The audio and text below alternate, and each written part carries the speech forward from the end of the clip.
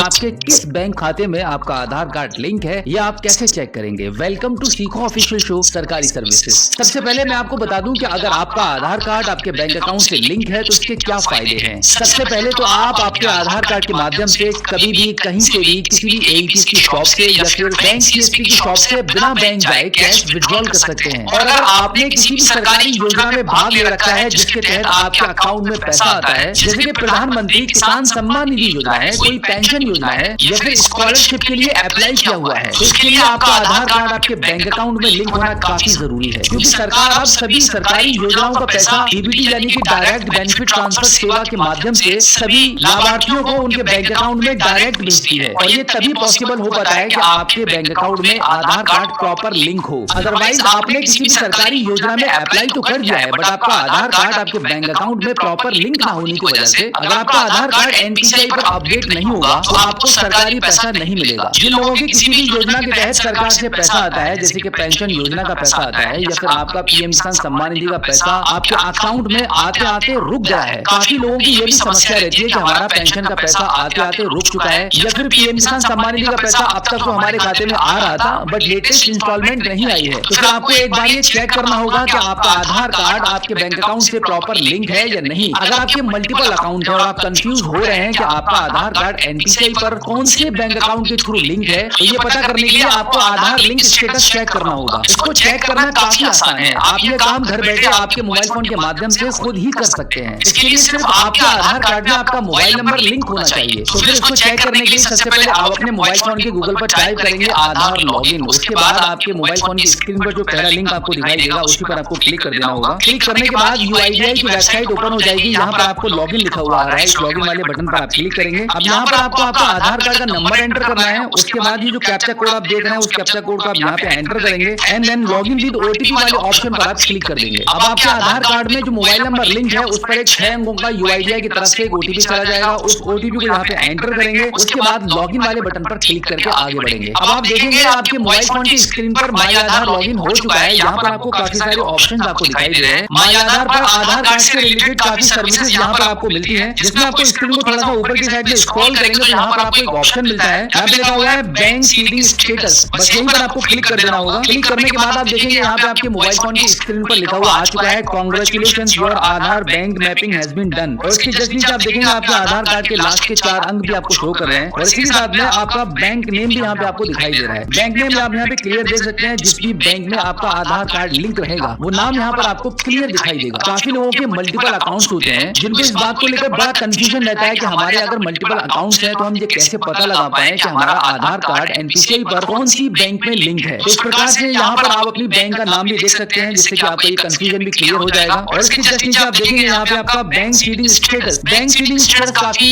Important है। कई बार क्या होता है कि आपके बैंक अकाउंट में आपका आधार कार्ड लिंक तो होता है but bank seeding status inactive होने की वजह से यहाँ पे अभी आप देख रहे हैं एक्टिव लिखा हुआ है। जब आपके केस में अगर यहाँ पे इनएक्टिव लिखा हुआ है तो इसका मतलब होता है कि आपके बैंक अकाउंट में आपका आधार कार्ड का नंबर फीड तो है बट वो प्रॉपर लिंक नहीं है, इनएक्टिव है। बैंक में जाकर आपको एक रिक्वेस्ट देनी पड़ती है आपके आधार कार्ड को आपके बैंक अकाउंट में प्रॉपर लिंक कराने के लिए, तब जाकर आपका यहाँ पे जो स्टेटस चेंज होता है। जैसे कि अभी आप देख पा रहे हैं यहाँ पे एक्टिव है, बिल्कुल ऐसे ही फिर एक्टिव हो जाता है। उसके बाद आप देखेंगे यहाँ पे आपको डेट भी दिखाई देती है, लास्ट अपडेटेड डेट की कौन सी डेट में पिछली बार आपका आधार कार्ड आपके बैंक अकाउंट से लिंक हुआ था। तो इस प्रकार से यूआईडीआई की वेबसाइट पर आकर माई आधार को लॉगिन करके आप बिल्कुल इजीली घर बैठे अपने मोबाइल फोन के माध्यम से कभी भी पता कर सकते हैं कि आपका जो आधार कार्ड है वो आपकी कौन सी बैंक में प्रॉपर लिंक है। अब यहाँ पर अगर आपको बैंक सीडिंग स्टेटस आपको इनएक्टिव दिखाई देता है तो आपको पता लग जाएगा कि आपका इसी वजह से आपका सरकारी पैसा आपके अकाउंट में नहीं आ पा रहा है या फिर आप आधार कार्ड के माध्यम से आपको पैसा निकालने की जरूरत रहती है एटीएम के थ्रू। तो बिल्कुल इसी प्रकार से आपको जब आपकी प्रॉब्लम का पता चल जाएगा कि आपका आधार कार्ड एनपीसीआई पर इनएक्टिव होने की वजह से आप अपने आधार कार्ड के माध्यम से कुछ सर्विसेज का यूज नहीं कर पा रहे हैं, तो फिर आप बैंक जाकर अपने आधार कार्ड को प्रॉपर अपने बैंक अकाउंट में लिंक करवा सकते हैं।